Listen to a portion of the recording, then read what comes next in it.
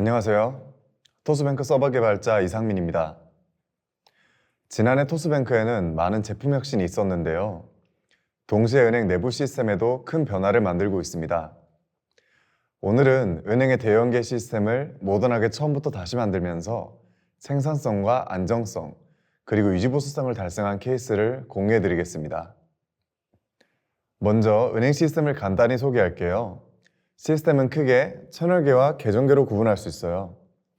채널계는 마이크로 서비스 아키텍처 환경으로 스프링, 카프카 등의 오픈소스를 써서 유연하게 개발할 수 있어요. 앱과의 연계, 그리고 다양한 비즈니스 로직을 주로 담당합니다. 계정계는 모놀리틱한 환경으로 SI 회사가 제작한 차세대 시스템을 기반으로 하는데요.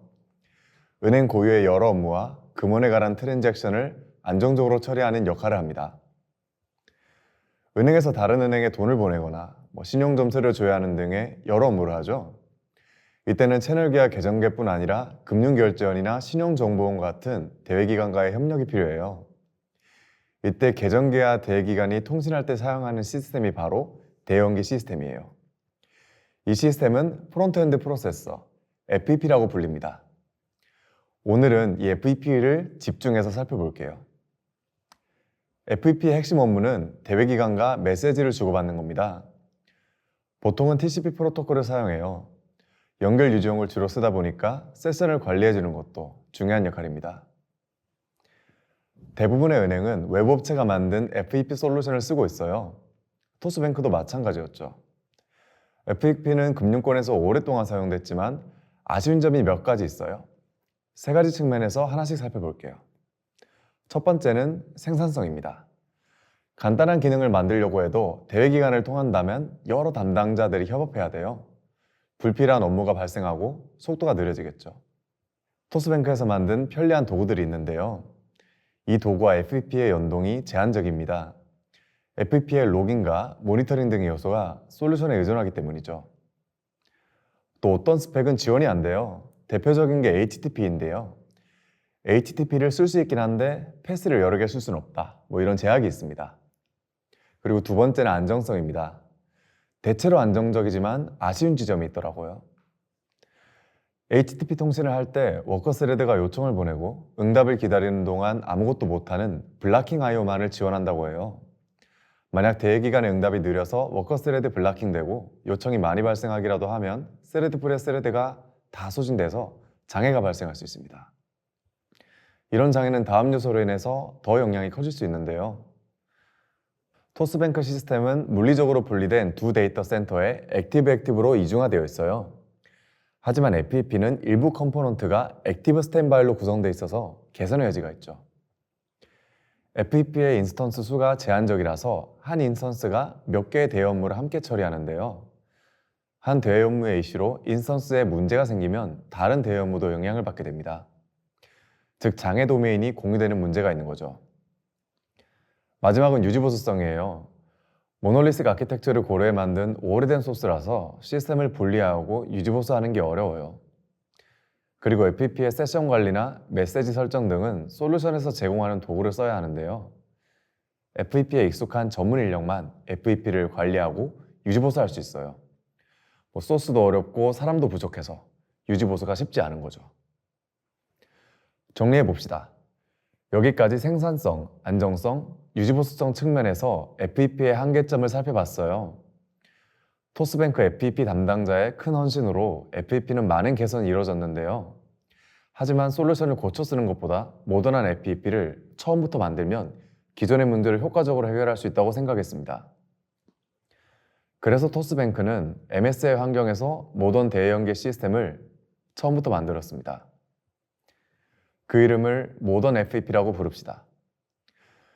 모던 FEP가 어떻게 동작하는지, 그리고 어떻게 문제를 해결했는지 지금부터 하나씩 소개해 드릴게요. 모던 FEP의 동작을 이해하기 위해 먼저 대업무에서 주고받는 메시지가 어떻게 생겼는지, 그리고 어떻게 해석하는지 볼게요. 대외기관과 FEP가 TCP 프로토콜로 주고받는 메시지는 Fixed Length Format으로 되어 있고요. 쉽게 전문이라고 불러요. TCP 바디에는 이렇게 바이트가 쭉 나열되어 있죠. 이제 전문을 어떻게 해석하는지 봐볼까요? HTTP를 JSON 형태로 주고받으면 키밸류 형태로 이루어져 있으니까 해석이 쉬운데요. 여기선 바이트가 이어져 있는 모습이라서 그렇게 할 수는 없죠. 대신에 대외 업무에서는 전문 포맷을 전문 설계사의 명세에 둬요. 이 전문은 4개의 필드로 이루어진 간단한 전문이네요. 순서랑 크기를 아니까 바이트를 잘라줄 수 있습니다. 위에 바이트가 16진법으로 표현되어 있으니까 두 자리가 하나의 바이트죠. 그래서 첫 번째 항목은 크기가 4라서 8개의 16진법 데이터를 써주면 됩니다.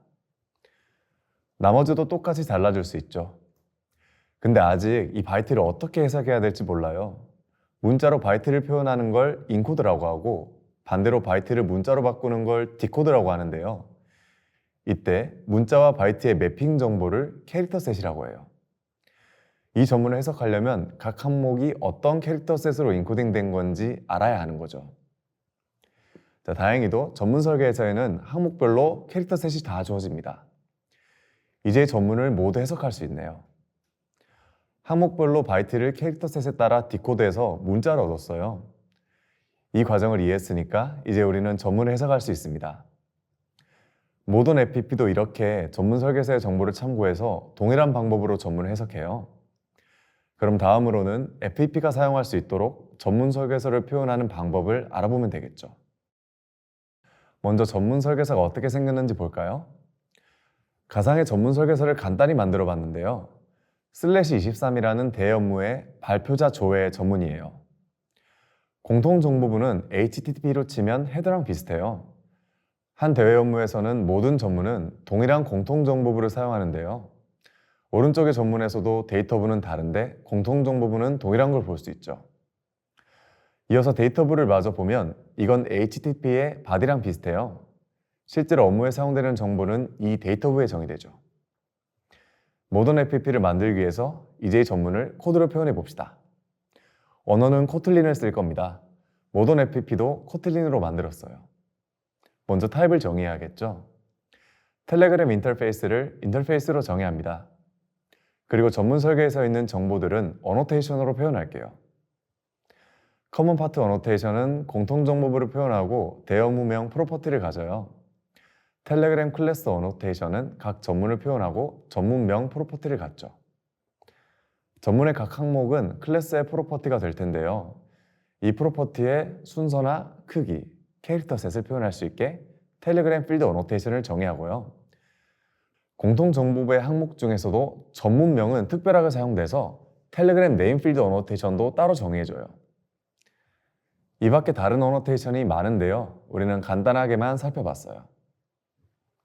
이제 정의한 인터페이스와 어노테이션으로 전문 클래스를 만들어 보죠. 공통으로 쓰이는 공통정보부를 먼저 만들면 좋겠네요. 이름은 공통정보부로 하고 텔레그램 인터페이스를 구현해 줍니다.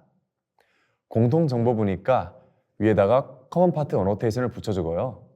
각 항목은 스트링 타입의 프로퍼티로 나타내고 텔레그램 필드 어노테이션을 붙여서 순수와 크기, 캐릭터 셋을 설계도대로 써줘요.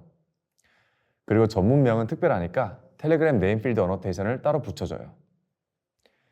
이렇게 하니까 공통정보부의 정보가 코드로 잘 표현됐네요. 이제 공통정보부와 데이터부를 함께 표현하는 완전한 전문을 만들어 볼게요. 이름은 발표자 조회로 하고 공통정보부를 상속해요. 그러면 공통정보부의 프로퍼티도 가질 수 있으니까요. 텔레그램 클래스 어노테이션도 붙여주고 전문명도 써줘요. 항목도 프로퍼티로 다 써주고 항목별 정보를 어노테이션으로 표현해줘요. 끝났네요. 우리는 전문 설계서를 모두 코드로 나타낼 수 있게 됐어요. 이제 다음 단계로 갈 수 있죠. 바로 FPP의 필수적인 동작인 전문을 읽고 쓰는 단계입니다. 인코드와 디코드를 수행하는 컴포넌트를 코덱이라고 불러요. 모던 FPP의 코덱이 어떻게 동작하는지 대략적으로만 살펴볼게요. 먼저 인코드입니다. 인코드는 3단계로 진행돼요. 전문 인스턴스에서 필드를 순서대로 정렬하고 필드별로 인코드하고 인코드한 바이트를 한 어레이에 써주면 끝이에요. 각 단계를 하나씩 보겠습니다. 필드를 정렬하려면 순서를 알아야 하는데 순서는 항목별 어노테이션에 정의되어 있죠. 런타임에서 어노테이션에 접근하려면 어떻게 해야 될까요? 맞아요. 자바 리플렉션 API를 이용하면 런타임에서 인스턴스의 클래스와 필드, 어노테이션에 접근할 수 있죠. 리플렉션으로 모든 필드의 텔레그램 필드 어노테이션의 순서 정보를 읽으면 필드를 정렬할 수 있어요. 이제 순서대로 필드를 인코드해 줍시다. 이 단계는 이렇게 두 단계로 나눠서 볼게요. 마찬가지로 리플렉션 API로 어노테이션의 프로퍼티들을 읽어줘요. 이제 캐릭터 셋에 따라 인코드하면 되는데요. 필드 값이 1, 2, 3, ABC이고 캐릭터 셋이 ASCII면 그대로 인코드하면 되죠. 근데 만약에 캐릭터 셋이 KXX100이면 어떨까요? 이 캐릭터 셋은 영숫자가 좀 다르게 생겼죠? 바이트도 그렇고요. 우리가 쓰는 영숫자는 대부분이 ASCII라서 인스턴스 프로퍼티에도 ASCII로 된 영숫자가 들어있는 경우가 많아요. ASCII 영숫자를 KSX1001로 인코드하면 바이트에 의도하지 않은 값이 들어갈 거예요. 그래서 이렇게 캐릭터 셋에 따라 적절하게 문자를 매핑해 주는 것도 필요해요. 이렇게 하면 필드별로 인코드가 잘 되죠. 필드를 각각 인코드해 주면 각자 바이트 어레이를 만들 텐데요. 이걸 한데 모아주면 끝! 성공적으로 인코드를 마쳤어요. 자, 이제 디코드를 볼게요. 이것도 세 단계로 나눠서 볼 건데요. 바이트에서 시작해서 클래스 정보를 얻고 필드를 정렬한 다음 하나씩 디코드해서 인스턴스를 만들어주면 됩니다. 시작해보죠. 근데 생각해봅시다. 아까는 인스턴스에서 리플렉션을 써서 클래스 정보를 얻었잖아요. 이번에는 바이트에서 시작해서 클래스 정보를 얻어야 하는데 이건 어떻게 할 수 있을까요? 아이디어는 이래요. 공통정보부에 전문명이 있었고 별도의 어노테이션으로 표현해둔 게 기억나죠? 그 필드를 읽어주면 전문명을 알 수 있고 전문명을 이용해서 전문 클래스를 얻으면 되겠네요. 공통정보부 클래스를 먼저 얻어볼게요. 대외 업무별로 공통정보부가 있을 거니까 이렇게 여러 공통정보부가 정의되어 있겠죠. 우선 이 여러 공통정보부의 목록을 얻어야 할 텐데요. Reflections라는 라이브러리를 쓰면 특정 패키지에 있는 클래스의 정보를 가져올 수 있어요. 아까 사용한 Reflection API랑 이름이 비슷한데 그건 자바의 API고 이건 서드파티 라이브러리예요. 전문이 정의되어 있는 패키지의 정보를 Reflection 라이브러리로 다 가져옵니다. 그리고 지금 처리하고 있는 대업무명으로 필터링을 하면 이렇게 원하는 공통정보부를 얻을 수 있죠. 이제 전문 클래스를 찾아봅시다. 전문명을 먼저 얻어야 하는데요. 앞에서 얻은 공통정보부 클래스의 정보를 이용해서 바이트를 앞부분만 디코드해주면 공통정보부 인스턴스를 얻을 수 있어요. 여기서 텔레그램 네임필드 어노테이션을 가진 프로퍼티를 찾아서 읽어주면 전문명을 얻을 수 있죠. 이제 리플렉션스 라이브러리로 전문 목록을 얻어요. 대외 업무명 /23으로 필터링을 먼저 해주고요. 전문명으로 필터링을 다시 해주면 이렇게 전문 클래스를 찾을 수 있어요. 자, 성공적으로 클래스의 정보를 얻었네요. 남은 건 엔코드랑 비슷해요. 리플렉션 API로 항목별 순서를 얻어서 정렬을 해줘요. 이제 필드별로 디코드하면 되겠죠. 리플렉션 API로 어노테이션 정보를 얻고요. 크기에 맞게 잘라서 캐릭터 셋에 따라 디코드하면 필드 값을 얻을 수 있어요. 필드별로 이를 반복해서 인스턴스 프로퍼티에 입력해주면 디코드 과정이 끝납니다. 이렇게 인코드와 디코드 과정을 살펴보면서 모던 FEP의 코덱 동작과 구현을 소개해드렸어요. 이제 우리는 전문을 읽고 쓸 수 있죠. 남은 건 읽을 전문을 받고 쓴 전문을 보내는 거겠죠. 모던 FEP가 전문을 송수신할 수 있게 해봅시다. 간단하게 이렇게 구성할 수 있겠죠. 토스뱅크의 서비스에서 FEP에 HTTP 요청을 보내면 FEP는 메시지를 인코드해서 TCP로 대기관에 보냅니다. 대기관에서 TCP 메시지가 응답되면 FEP는 서비스에 HTTP 응답을 줄 수 있죠. 근데 이때 HTTP의 워커 스레드가 응답을 할 때까지 블락킹 당한다면 기존 FEP와 동일한 안정성 문제가 있겠죠. 자, 당연히 모던 FEP는 이런 문제가 없습니다. TCP 통신에는 네티를, HTTP 통신에는 스프링 웹플럭스와 웹 클라이언트를 사용하는데 모두 논블로킹한 I/O를 지원하기 때문이죠. 모던 FEP는 이렇게 블락킹 I/O로 인한 잠재적인 문제를 피했는데요. 그렇지만 아직 이 단순한 구조로는 토스뱅크 환경에서 잘 동작할 수 없어요. 토스뱅크는 물리적으로 분리된 두 클러스터로 액티브하게 동작하고 있는데 모던 FPP가 액티브하게 동작하려면 다음과 같은 그림이 돼요. FPP 1과 2가 각각 다른 클러스터에 있다고 할게요. 서비스가 FPP 1에 요청을 보내고 기간에 TCP로 요청이 전달되네요. 기간이 TCP로 응답을 보내는데 FPP 2로 메시지가 간다면 서비스는 HTTP 응답을 받지 못하고 타임아웃이 나겠죠. 왜 응답에 해당하는 메시지가 요청 메시지를 보낸 FPP 1에 가지 않는지 의문을 가질 수 있는데요. 먼저 TCP 프로토콜 자체에는 메시지에 요청과 응답이라는 개념이 없고 대부분의 대외 업무에서 동일한 세션으로 요청과 응답을 주고받는 게 아니라 요청 세션과 응답 세션을 분리해서 쓰고 있기 때문이에요. 이 문제를 해결하기 위해서 구조를 바꿔보죠. 서비스가 FPP에 HTTP 요청을 보내요. FPP는 TCP 요청 메시지를 기간에 보낸 다음 바로 HTTP 200 응답을 줘요. 응답을 받은 서비스는 이어서 레디스를 폴링하며 응답 메시지를 기다립니다. 기간에서 TCP 응답 메시지를 다른 FPP에 보내더라도 FPP가 레디스에 값을 써줄 거라서 이 서비스는 값을 읽을 수 있죠. 이때 레디스는 펍섭을 이용해도 되죠. 이렇게 하면 폴링에 사용되는 자원을 아낄 수 있는 반면 펍섭은 atmost once로 동작하죠. FPP는 메시지를 신뢰성 있게 전달하는 게 중요해서 폴링 방식을 선택했어요. 이제 FPP는 액티브 환경에서도 잘 동작할 수 있어요. 여기서 사용되는 레디스 역시 데이터 센터 1과 2에 걸쳐서 클러스터가 구성되어 있기 때문에 더욱 안전하죠. 여기서 더 나아갈 수 있습니다.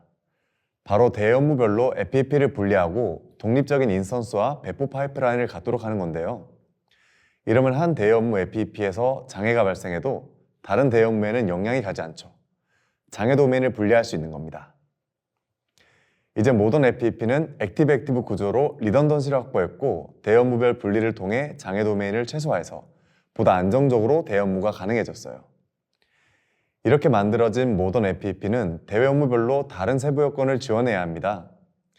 이를 위해 모던 FPP 내부에는 추상화된 인터페이스가 존재하는데요.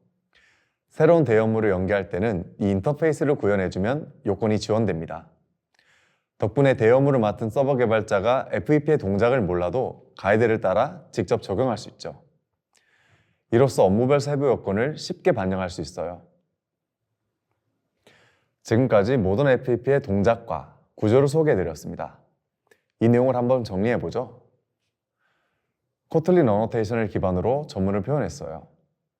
코덱의 엔코드와 디코드 동작을 단계별로 살펴봤죠. 전문을 주고받을 때 논블러킹하게 동작하도록 해서 블락킹 IO의 잠재적인 문제를 해결했고요. 액티브하게 동작할 수 있도록 레디스로 구조를 개선해 리던던시를 높였죠. 업무별로 FPP를 나눠서 장애 도메인을 분리해 안정성도 더 높였고요. 추상화된 인터페이스를 통해서 업무별 세부 요건을 지원했어요. 이렇게 만든 모던 FPP가 기존 FPP의 문제를 잘 해결했을까요? 하나씩 보시죠. 먼저 생산성입니다. 기존엔 채널기와 FPP 사이 여러 인원이 협업해야 했는데요. 채널기와 FPP가 직접 통신하면서 인원이 줄었고요.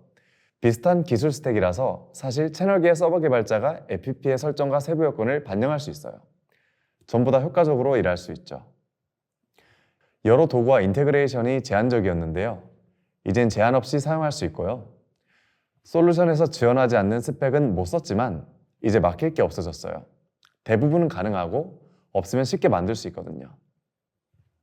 다음은 안정성입니다. 블락킹 IO의 잠재적인 위험, 논블락킹 IO로 없애버렸죠. 액티브 스탠바이로 아쉬웠던 게 액티브로 안전해졌고요. 공유되던 장애 도메인은 업무별로 분리가 되었죠. 마지막 유지 보수성입니다. 모놀리식 아키텍처의 큰 시스템이라 분리가 어려웠고 FPP 자체의 도구와 솔루션 환경에 익숙해야 돼서 운영과 유지 보수가 힘들었죠. 이제 MSA 환경에서 시스템을 나눌 수 있어서 전부 다 유연해졌고 오픈소스 기술을 사용해서 전부 다 많은 사람들이 개선할 수 있어요. 자, 이렇게 모던 FPP가 기존 FPP보다 생산성, 안정성, 그리고 유지 보수성에서 유의미하게 개선된 걸 알 수 있어요. 모던 FPP가 만능은 아니죠. 그렇지만 혁신적이면서도 안정적인 토스뱅크의 생산성과 안정성을 확보해줬고 이 시스템을 지속적으로 개선할 수 있는 유지 보수성을 확보했다는 점에서 중요한 기반을 마련했다고 생각해요. 모던 FPP를 통해 이제 토스뱅크는 기존 솔루션에 의존하지 않습니다. 우리에게 필요한 요건을 빠르게 반영하며 유연하고 안정적으로 대업무를 운영할 수 있어요.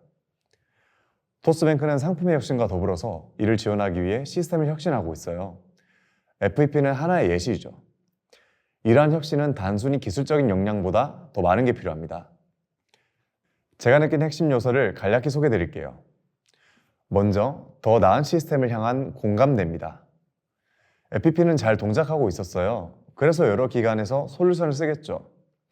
하지만 토스뱅크의 엔지니어들은 FPP의 아쉬운 부분에 문제의식을 가졌고 이를 개선하여 문제를 해결할 수 있다는 공감대를 형성했습니다. 그래서 일이 시작될 수 있었죠.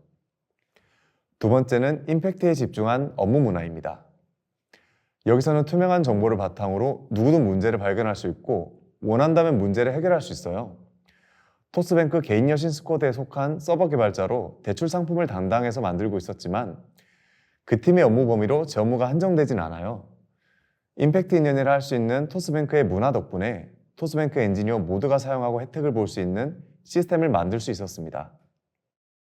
마지막으로 뛰어난 동료들의 도움과 피드백이 있었습니다. 적극적인 지원을 주기도 했고 혹은 제가 놓쳤던 부분들을 챌린지하기도 했어요. 모던 FPP는 플랫폼과 데브옵스 팀, 그리고 네트워크 엔지니어와 여러 서버 개발자들의 도움 속에서 태어났습니다. 이 과정은 지금도 지속되고 있고요. 덕분에 시스템은 안정적으로 운영되고 있고 계속 발전하고 있습니다. 토스뱅크는 이러한 혁신을 위한 준비가 되어 있습니다. 함께 혁신을 해갈 동료를 우리는 기다리고 있습니다. 지금까지 모던 대연계 시스템을 처음부터 만들면서 생산성과 안정성, 그리고 유지 보수성을 확보한 이야기를 들려드렸습니다. 집중해 주셔서 감사합니다.